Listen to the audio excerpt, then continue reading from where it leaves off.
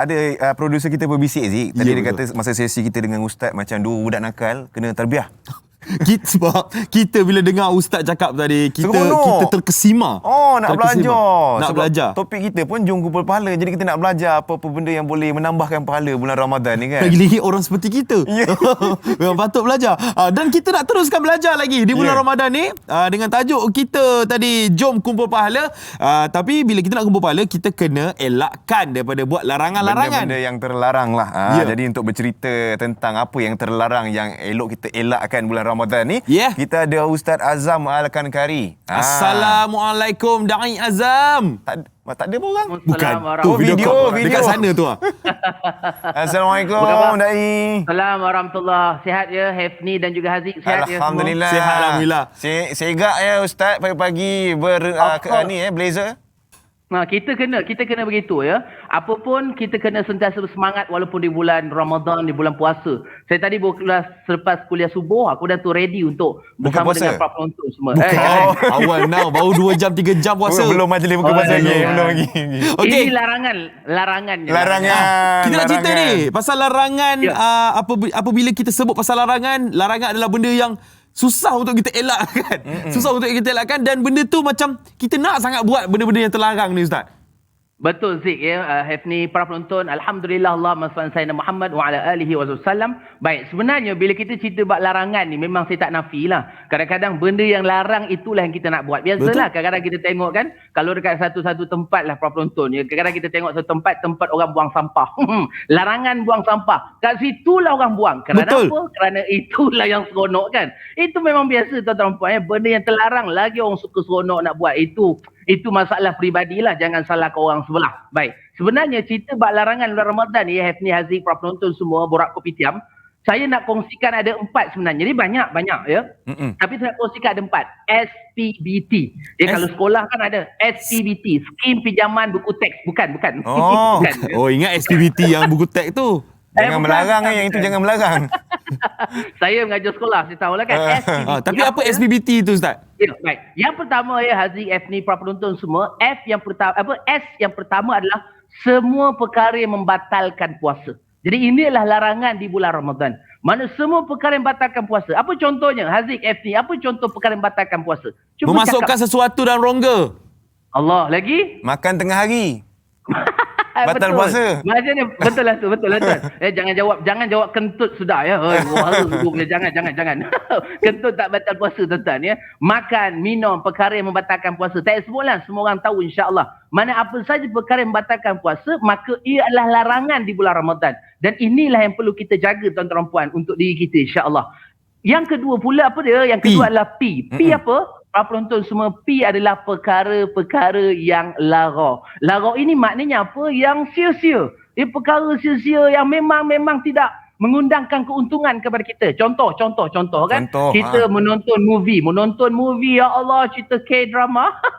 Tengok cerita drama panjang Korea. Series itu. Panjang.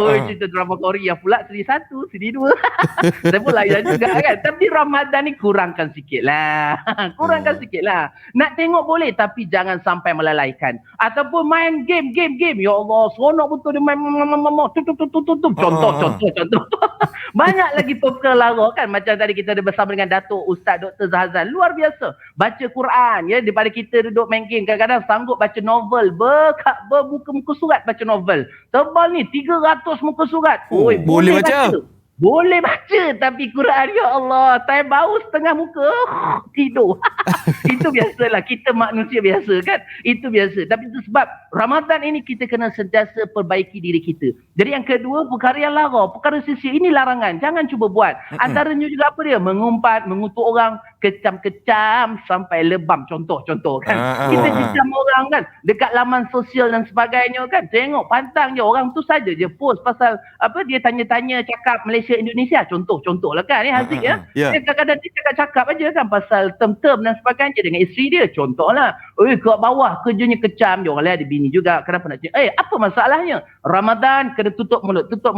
Ramadan, puji yang baik-baik, cakap yang baik-baik. Ini larangan di bulan Ramadan. Maknanya dengan masyarakat, jangan sangka buruk dengan orang dan sebagainya. Itu P yang kedua, perkara yang sia-sia, perkara yang lara. Yang ketiga, tuan-tuan puan, apa dia? Boleh saya teruskan ke? Boleh Ustaz. kita orang terkesima juga ni tengok Ustaz duk bercakap ni. Janganlah malu saya. Macam budak nakal tengah belajar Ustaz ni. Janganlah. You all hebat sebenarnya. You all hebat. InsyaAllah. Saya pun kita belajar sama-sama insyaAllah. Okey, Saya B. B. Oh, macam marah je kan. B yang kedua adalah boros dan bazir. Ini yang kita tak nak. Ini larangan-larangan yang berlaku. Boros bazir. Contohlah kan, sepatutnya bulan Ramadan ini pesta ibadah. Bukannya pesta juadah. Tapi ya Allah, banyak mentang-mentang duit dia berkepuk-kepuk, banyak duit dia kan. Akhirnya dia bersepah makanan banyak-banyak, akhirnya buka. Pergi bazar bagus, beli makanan. Sebab apa? Yang penting jaga SOP dan sebagainya. Kerana kita nak support orang-orang kita berniaga, orang-orang Islam berniaga. Bagus, tak ada masalah. Tetapi janganlah melampau-lampau. Beli dah akhirnya buang ke dalam tong sampah. Berdasarkan kajian, sebenarnya bulan Ramadan antara bulan yang paling banyak sisa makanan terbuang. Itu sebab tuan-tuan puan para penonton semua, kita kena jaga perkara ini. Jangan shopping, tengok beli kuih macam-macam jenis kan. Makan 2 orang aja, suami isteri je.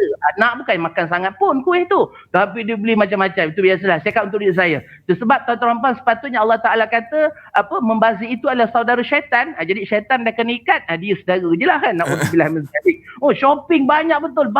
Tak ada masalah.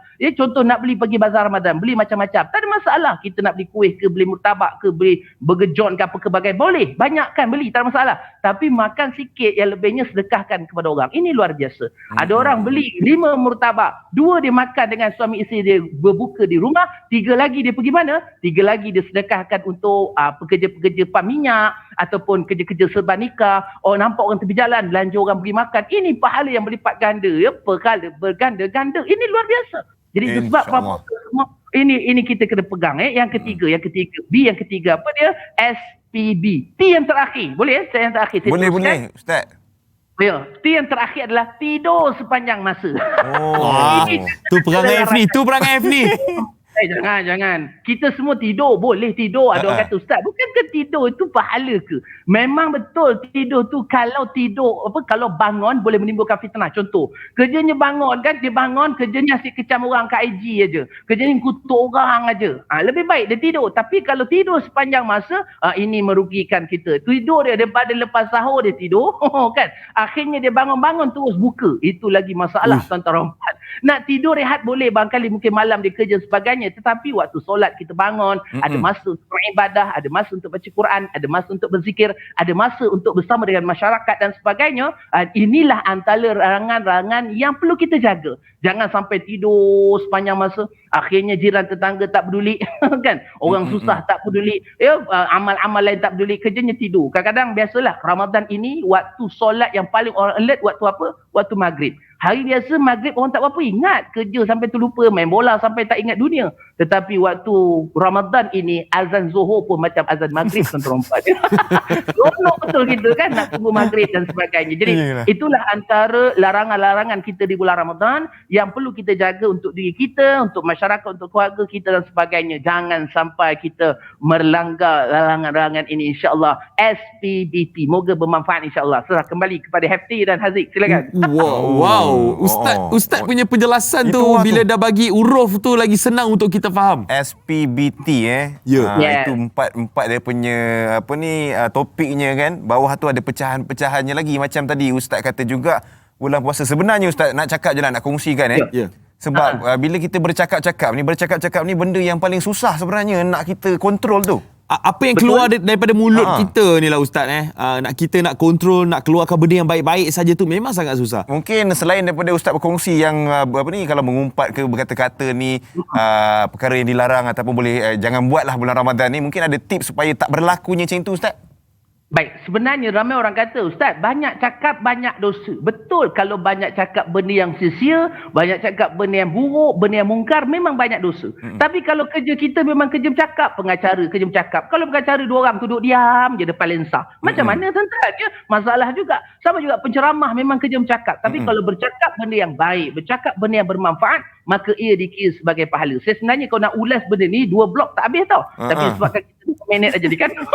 Jadi tuan-tuan, para penonton semua ni memang aku habis sampai 9:30 ni sekarang kan. Jadi tak apa, kita ringkaskan insya-Allah hayati satu hadis Nabi Muhammad sallallahu alaihi wasallam. Apa Nabi kata? Daripada Abu Hurairah radhiyallahu anhu, Nabi sallallahu alaihi wasallam bersabda, apabila seseorang kamu berpuasa, janganlah ia bercakap perkara yang kotor dan sia-sia.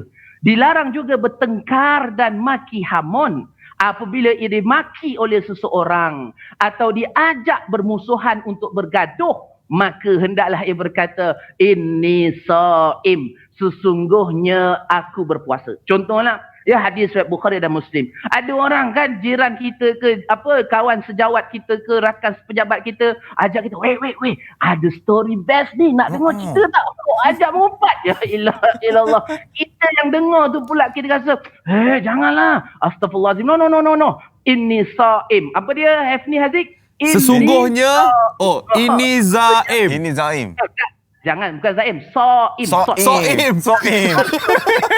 Kau Ustaz, zaim. apa dia Ustaz sekali lagi?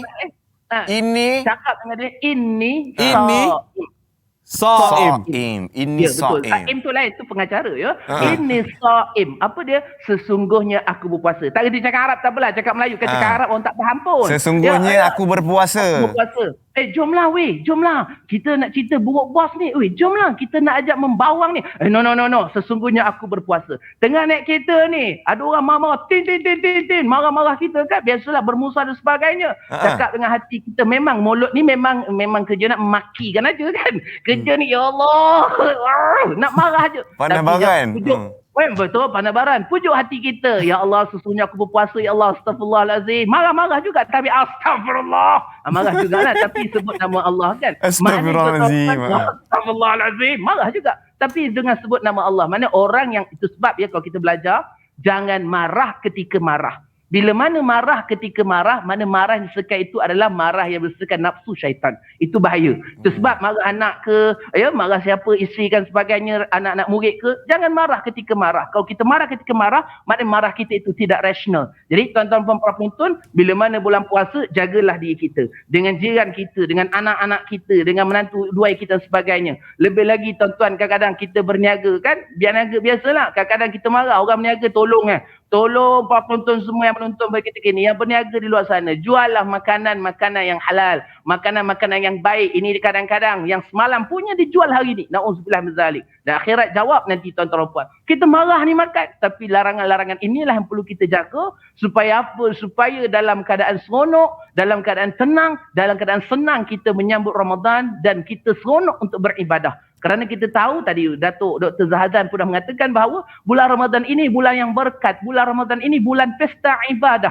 Jadi tuan-tuan dan puan, jagalah larangan-larangan ini, insya-Allah. Moga Allah berkati dan lindungi kita dan di akhir Ramadan nanti Allah ampunkan dosa kita dan amalkan doa seperti mana dikatakan di awal tadi kan, Allahumma innaka afun tuhibbu afwa fa'fu anna. Amin, insya-Allah. Wallahu a'lam. Moga bermanfaat. Amin. InsyaAllah. Wah, Ustaz, macam seronok dengar nak tahu Instagramnya Ustaz. Alah, malu kita kan. Tapi Balas share lo. Instagram saya ni senang je, orang kalau nak follow tak nak, why bother kan. Itu IG saya Azam Al-Kankari ya, Azam Al-Kankari. Tak ingat, tonton Google je lah ya, Facebook, Instagram, Twitter, YouTube saya Azam Al-Kankari. Ya, kalau orang kenalan, tak kenal tak apalah, kita berkenalan berukhuwah, tak ada masalah, ada program-program ceramah dan sebagainya. Moga bermanfaat. Semarakkan bulan Ramadan dengan kebaikan. Moga-moga Allah berkati dan rahmati kita semua. Jadi Ramadan tahun ini, Ramadan penuh bermakna untuk kita semua. InsyaAllah. Rancang ibadah. Ya, wow. Terima kasih banyak Ustaz Azam. Assalamualaikum. Terima kasih Rafni dan semua produksi Borak Keputihan. Wassalamualaikum warahmatullahi. Jumpa lagi. Wow, tu Da'i Azam bila bercakap, dia punya semangat, betul, dia punya intonasi suara orang-orang tu yang buat kita ketawa. Kita bawakan Zik. Kita tanya satu soalan je. Terus lepas tu kita dengar je. SPBT terus. SPBT. Tapi itulah ilmu yang kita belajar hari ni. Untuk sesuai dengan topik kita, jom kumpul pahala.